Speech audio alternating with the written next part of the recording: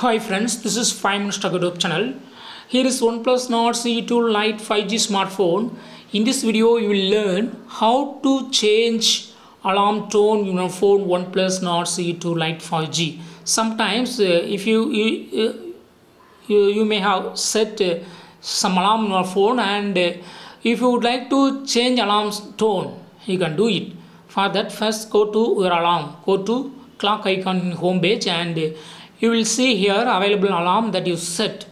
Already I set here wake up, and to change alarm tone here, just click here and click on alarm ringtone, and here change it to,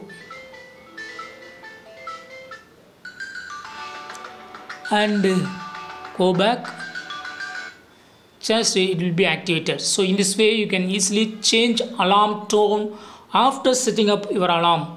After setting up your alarm, and after some days gap, just you can change your alarm.